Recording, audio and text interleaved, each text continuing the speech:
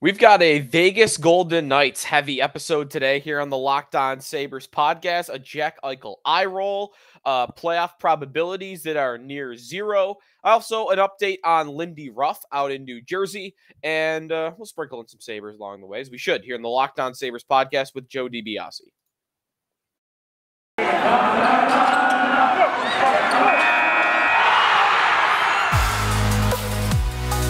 You're Locked On Sabres, your daily podcast on the Buffalo Sabres.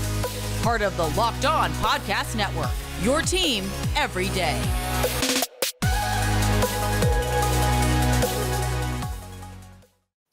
Thanks for making Locked On Sabres your first listen every day. We are free and available on all platforms. Joe DiBiase flying solo on the show today. Thanks everybody for tuning in.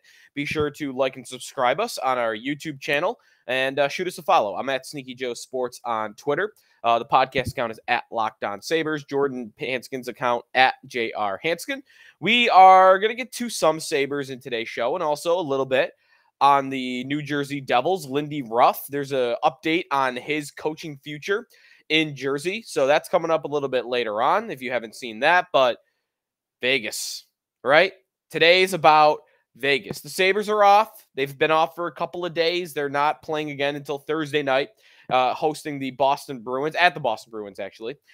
So we've got a little bit of time here. So why not just bask in the glory of the Vegas Golden Knights having a 1.6% chance to make the postseason. 1.6% after a thrilling back-and-forth game with the Dallas Stars on Wednesday night. What's today? I can't get the date right. Tuesday night, where it's a 2-2 game. Dallas ties it. Robertson in the third period. They go to overtime. It's back and forth, 2-on-1s, breakaways, and then stupid NHL. You know, we've got an important game in the standings for the playoffs that is being decided by a skills competition. They go to the shootout. All right. And no scorers for the first 7 rounds until finally Dallas gets one in the back of the net. I believe Logan Thompson, the goaltender for the Vegas Golden Knights, had stopped every shot up until then. He was playing great. He got a collision in overtime. I felt bad for him. I'm not going to lie. I felt bad for Logan Thompson of Vegas because he had a hell of a game to try to keep them in that. But Jack Eichel is going to miss the playoffs for a 7th consecutive season. And it's been interesting. I thought I might be kind of by myself when I was hate watching them right after the Sabres and Golden Knights game. Not by myself, but I didn't think we'd be paying this much attention to it. But look at Sabres Twitter. Sabre fans are paying attention to the Golden Knights, what their status is in the standings, what they need to make the playoffs, and the results of their games day to day here. And last night, it felt like we were all watching that game. I was watching it on ESPN Plus on my phone, but it felt like we were all watching that game. We were all watching Vegas and Dallas, and we were all rooting for one thing. We're mad. We're still mad. We're mad at a guy. Not for me, it's maybe for different reasons. Maybe some people are still just hate watching Eichel because he was the face of a franchise, a face of the worst era in Sabres hockey ever. But I think Eichel's return definitely accelerated or amplified the amount in which he is a villain, because he would not have been a villain to me. I thought he had every right to want out of this situation. I thought if I were him, I would want out of this situation. And I defended him repeatedly on wanting to get out of here and thinking, of course, he would want to get out of here. You wouldn't think, you would criticize his will to win if he didn't want to leave Buffalo after 6 seasons. But it's become more and more clear that's not all it was. So I backed off defending him. And then when he made his post-game comments and he was a little baby after the Sabres beat him in Buffalo, when he was just a crying baby, I changed. I went from defending him to, it's going to kind of lay off, to, oh man, you suck.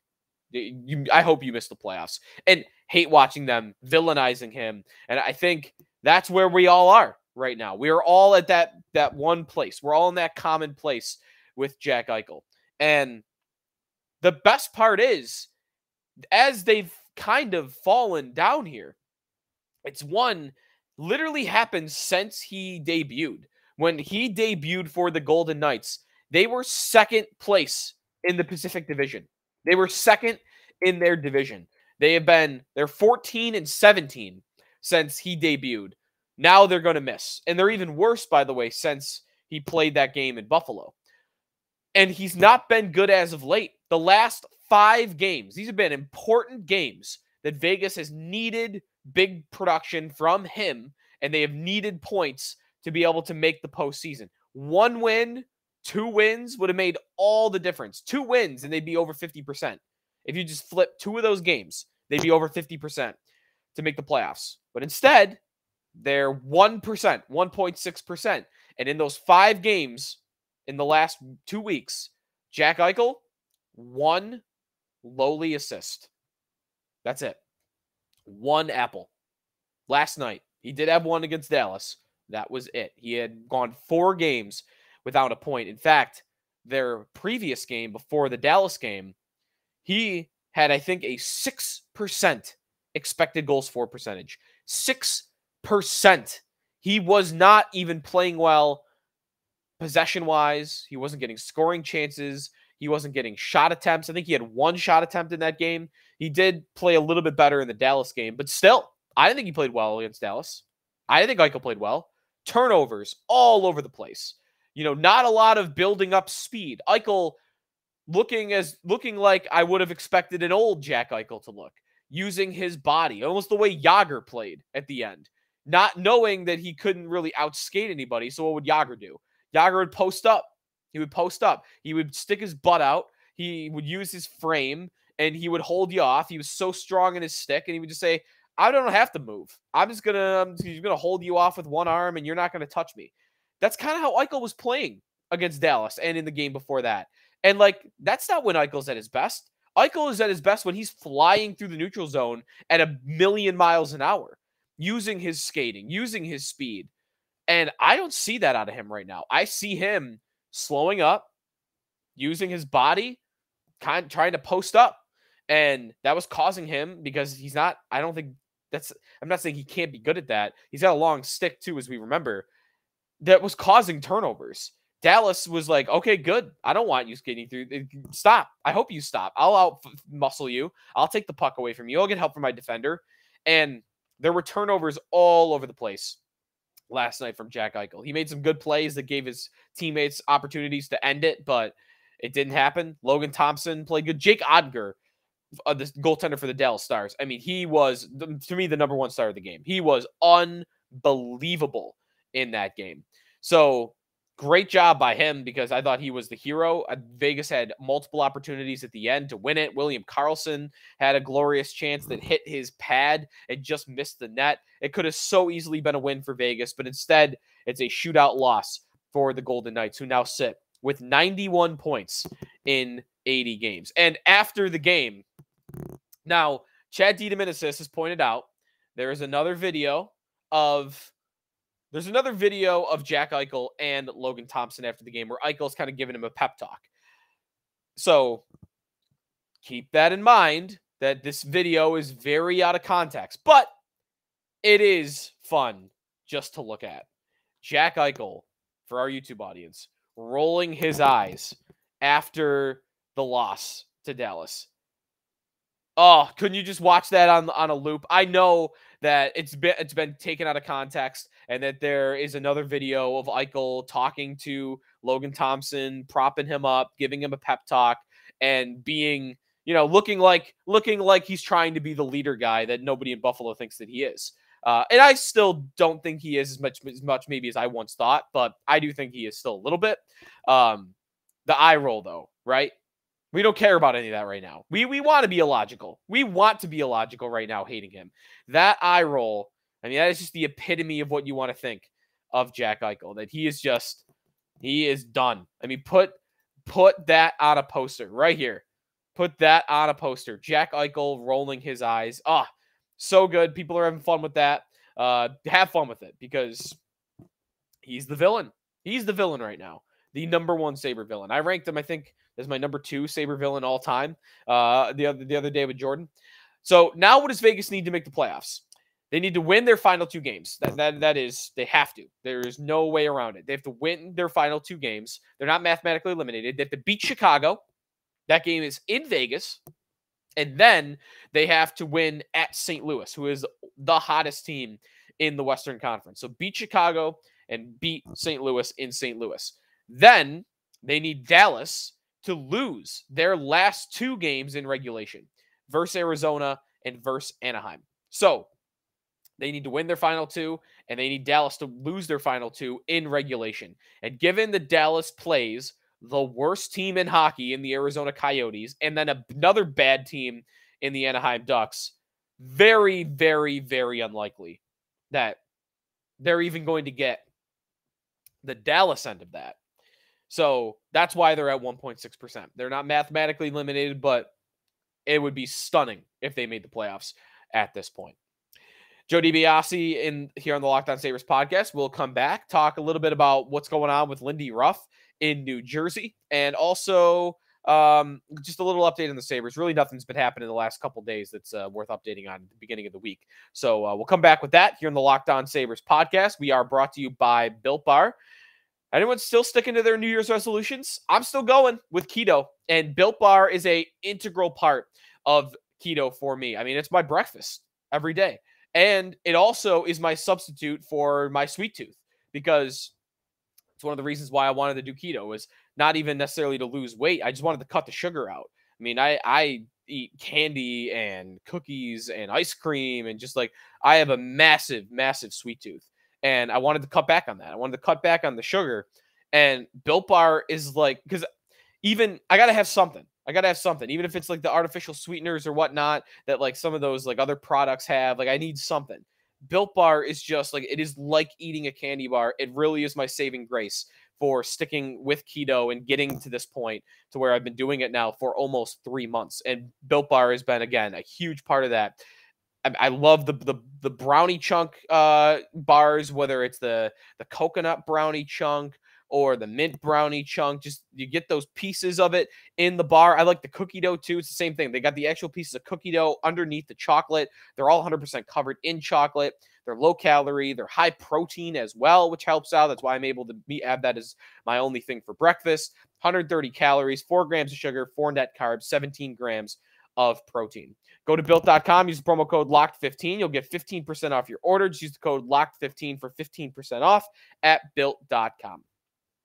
Joe DiBiase back here on the Locked On Sabres podcast. We're also brought to you by betonline.net, your number one source for all your betting stats and sports info. Find all of the latest sports developments, league reviews, and news, including this year's basketball playoffs and the start of the Major League Baseball season. I had a parlay the other day at BetOnline on the Grizzlies-Timberwolves game that I hit on. That'll keep you going for another month. You hit on one parlay. You might lose the next 5, but that high of that one parlay will keep you going for the next month. BetOnline is your continued source for all your sports wagering information, from live betting, playoffs, esports, and more. Head to their website today or use your mobile device to learn more about the trends and action. BetOnline, where the game starts.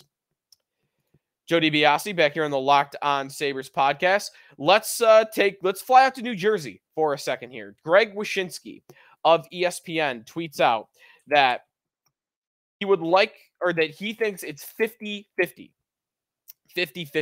that Lindy Ruff gets fired with the New Jersey Devils. Our old friend, Lindy Ruff, our favorite coach, he is in tough, and for good reason. 49 and 86 is his record with the Dallas Stars in the last 2 seasons. So, I mean, the record is really, really, really bad.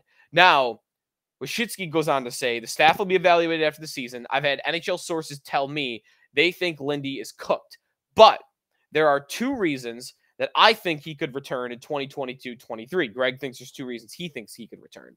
The Devils like what Ruff's done in developing young players like Jesper Bratt and Jack Hughes, who I'm told is a Lindy fan. Also, they reckon, by the way, on that, Lindy adapting over time. He was never a young players guy, right?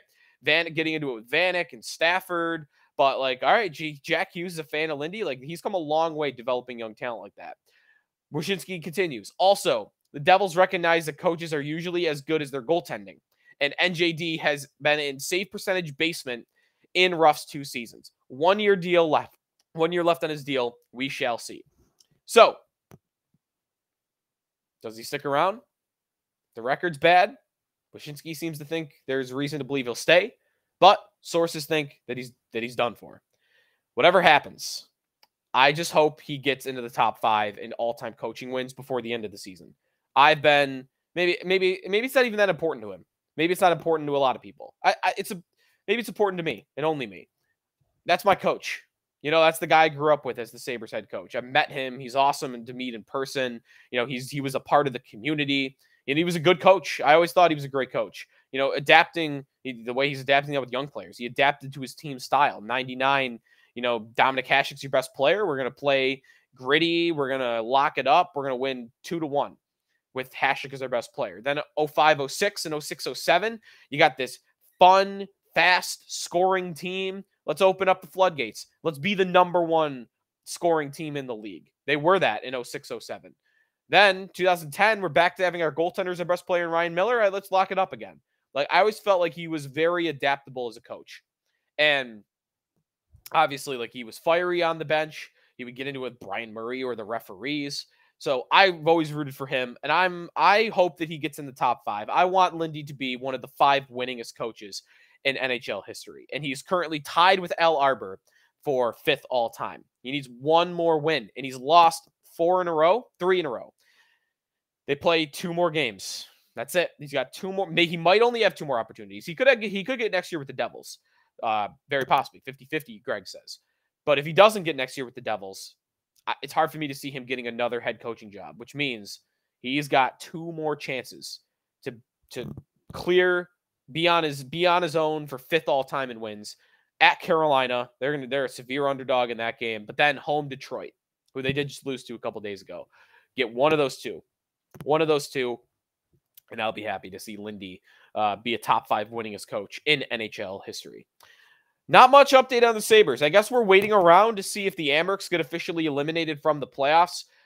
If they do, and it seems like that's going to happen, then maybe we get Jack Quinn, JJ Peterka, Ukko-Pekka Luukkonen for the final game of the season. I don't think they'll be here tomorrow to play against Boston, but maybe the final game of the season will feature Jack Quinn and JJ Peterka. So we're kind of just waiting around on that. So it stinks that the Amerks aren't going to make the playoffs, but that's where they're at. All right, thanks everybody for listening today to the Locked On Sabres podcast. We will be back tomorrow. Thanks for making us your first listen every day. Now go make your second listen, Locked On NHL. The playoffs are ramping up. Go check out Locked On NHL, which I used to co-host. The guys do a great job there. Sarah Evapato as well, Rachel Donner.